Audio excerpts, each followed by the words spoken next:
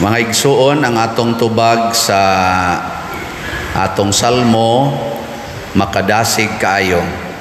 Sa gito'y atong tubag,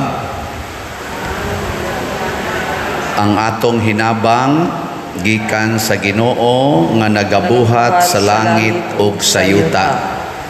Kanabitang makasilingan ka og tao nga tubig-tubigan unya manggihatagon ug naa kay problema sa kwarta nya mudangop ka didto hatagan dayon kaniya, malipay ka dili. Nya sunod na sang simana na nasa kay problema, dangop na sa kaniya, malipay pa siya dili. Nya sunod na sang simana, dangop na sa kaniya, nya muhatag yapon siya nimo, malipay ka dili. Pag sunod buwan dangop kaniya, hatag yapon siya pero gipakapina nagsulti. Sige na malamong balik-balik, wa na gyud moy laing nahimo, malipay pa ka dili. Ini kasunod nimong balik, dili na siya muhatag nimo, malipay ka dili. Una panagsara kay takakita og tao nga mutabang nato nga wa gi limit. Nya kinsa ra man gyung tawhana ang mutabang nato nga way limit ang Ginoo. Nganuman grabe kayo kadaghan ang iyang grasya. Siya go'y naghimo sa langit ug sa yuta.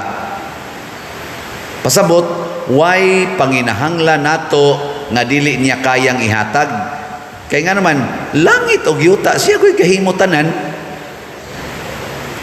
Pero nga naman, nga kung na kay panginahanglan, maglisod man kagdangop sa Ginoo, adto manoong kas 5-6. No? Adto ta mo dangop tungod kay kwa na tay pagtuo sa Ginoo. Kay ang Ginoo man gud mga igsoon dili makita, mo na kinahanglan tag pagtuo.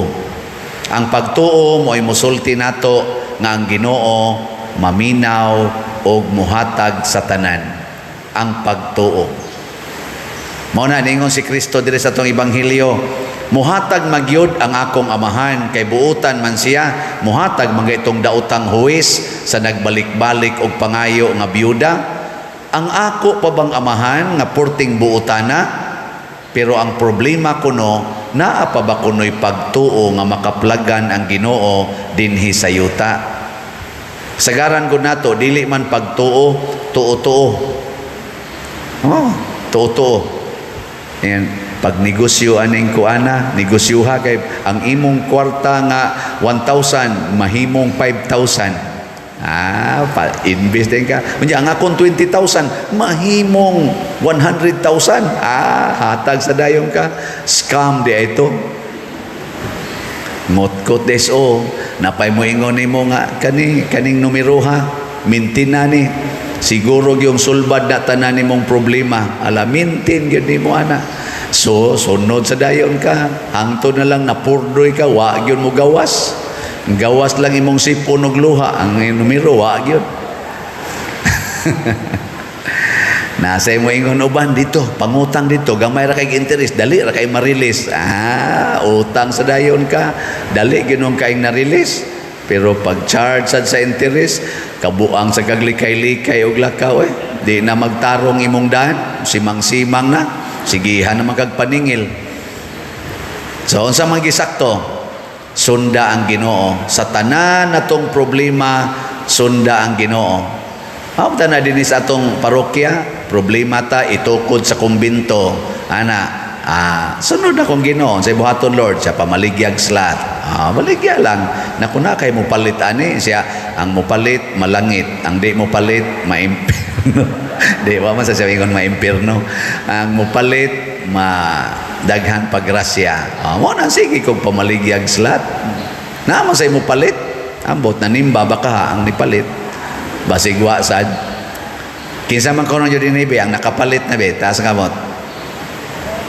Ay kauaw. Na tanawa, di ba? 5 ra ka buok. Nga kamo ding uban, di mo mapalit diya naatay tag 1,000 nga slots, nga dopes para sa atong kumbinto. Kuan para bay atong nahalin ani 8,563 ka slots. Nagkinahanglan tag labing minus 15,000 ka slots o na ta makasugod og tukod. Papalit na mo karon sugod hangtod karong katapusan aning buwana haron next week, next month sugod na ta diha sa atong kuan pagtukod sa kumbinto.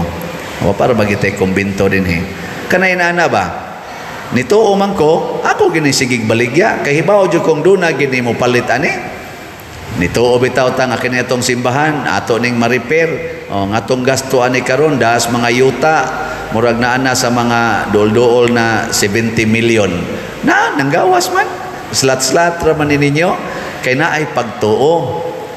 Relax na sad ana kamusad mo tuosad mo nga inighatag ninyo bisag unsay ibalik ninyo gatusan kapilo o di hatag dayon ayaw pagsigtigom kay way pilo-piloon ang Ginoo.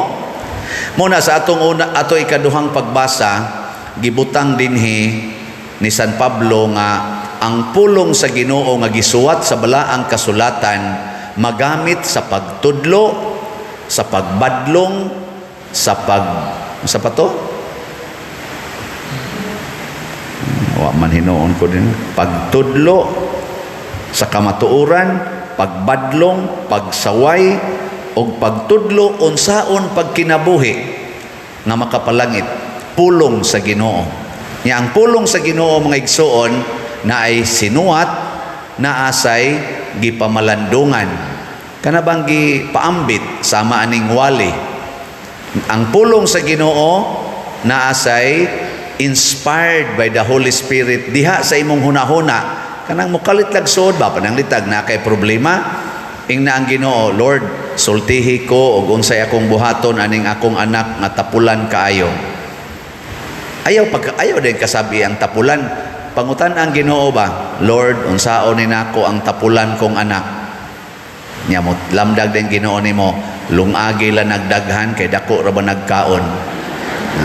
Kay kanang tapulan dagko kay nagkaon. Nya ayaw gid nagsugua kay makonsumisyon ra ka kay di gina mosunod. Gahi kay nasugoon. Alagari na lang na. Haron malipayon siya, malipayon sagka. Nya moingon din ka, sunod din ka sa mahal nga birhen, matuman ang imong pagbuot. Di ba? Alaga din ka sa imong anak. Unsa may mahitabo? Wa gyud kay kasuko. Ang imo sang anak, wa say kaguol. So kamong pamilya, way gubot, dili saba, dili hasol ang kinabuhi, di ba? Nya mo na inyong gibuhat sa inyong balay. Uy, yaw-yaw to the max, siging balik-balik, kada adlaw, siging yaw-yaw. Mayingon lang ng mga anak, murag yung plakang guba. Nya kamo sang mga anak, o ang inyo sang ginikanan, yaw-yawan kayo, ay saan mo pagkusmod-kusmod sa inyong naong? Pangutan na sang Ginoo, Ginoo, unsa may akong buhaton aning mga animal kong ginikanan. Ana. Mayingon din Ginoo, bisan gani kanang animal, pwede man na nimo hapyod-hapyoron ang agtang, kanang iro, kanang baboy, kanang kuan. Siya unya unsa man nako siya, hapyod-hapyora ang agtang sa imong mama ug papa para maulian anang yaw-yaw. Ay, imo din paraygan, guwapa gini akong mama oy. Ana, ingon din imong mama hilom mo ikabuang ka karon yaw-yaw ka diha. Imo yung hapyod-hapyoron, paraygan. Oy, madugay na imong mama, mugakos-gakos na nimo. Oh, ingon din kay ta 20 be. Atag dayon na. Wapay hasol, wapay daghang yaw-yaw. Ana, hapyod-hapyo ra. Wala gustos Ginoo paghigugma ay kamo sama sa akong paghigugma kaninyo matod pa ni Kristo. Muna diri sa atong unang pagbasa si Moises naminaw unsay gustos Ginoo, giatubang nila ang ilang kaaway. Gisultihan siya sa Ginoo, iisa ang imong sungkod, mudaog mo. Nituo si Moises o gisunod niya, giisa. Nya inigkaluya na niya, muus-us ang iyang sungkod, mapildi na sad sila.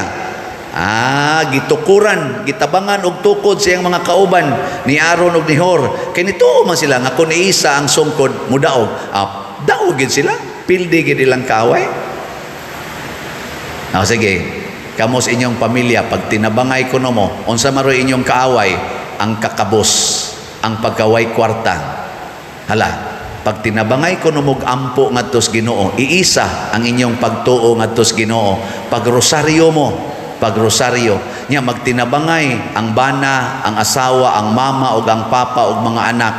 dili magwalda sa kwarta, dili mag-inom anang way klarong, di magsugal, dili magsigig duwa anang computer, magtinabangay og tigom sa kwarta, unya magtinabangay trabaho, magtinabangay og ampo, malambuon kayo, mapildi nimo ang kaaway na kanang gitawag natog krisis sa kinabuhi. Sayawa man guna mga igsoon kining krisis, og magtinabangay lang gyud ta, wa gyud krisis. Pero mag-iyahay na gayta, sama ng gubat ron sa Russia o sa Ukraine, iyahay lang sila kinsay makaunag patay, mo krisis gyud, no? Hindi. Lingi ako no na imong tupad. Imong tupad ba lingi Basigo na kakaibawong na aday kay tupad. Nya pangutan siya ing na andam bakang mutabang nako. Ing na kano. Sige na. Andam kang mutabang nako. Nya mo ingon kini siyang, ing na bayri ako ngutang. Ako na lang mangutana ninyo Andam ba mong mutabang sa simbahan? Palit og slat. Ano na siya? Tinuod yun na. Unya, ang Ginoo nga nagtanaw ni ining atong pagtinabangay, dili lang mubuhong sa grasya sa imong gitabangan. Ikaw nga mitabang matud pa sa pulong sa Ginoo, hatagan sa tika og gatusan kapilo. Gatusan kapilo sa imong gihatag. Pasabot, labaw ang imo. Kay katong imong gitabangan o gitabangan to nimo 1,000, 1,000 ra may iyang madawat. Pero ikaw, ang imong 1,000 i-times niya 100, ang imong madawat pila man? 100,000. Labaw kayo ang imong madawat. Testingin ninyo, di ba putlan gimos kuryente inig kasunod adlaw? Pero inigputol sa inyong kuryente, wa na mo'y kuryente, unsa may mahitabo? Sayo na kay mo matog, din amo magluwaw. Nya di na sa mo magkagubot kay mag-ilog anang mga signal or mag-ilog anang unsay salidang tan-aon kay patay naman sa inyong TV.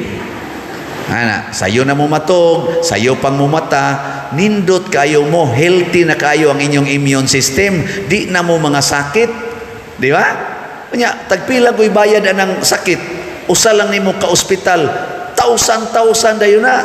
Nya karon kay wa na mo masakit, awa na natigom na ang 1,000, hangtod inyo na sang na pataod og balik ang kuryente. Dili pag yun mo adik anang na ang cellphone, di na mo adik anang TV, nya magsigi pag yun mo grosaryo, kay nga naman naanad mo atong giputlan pa mo kuryente.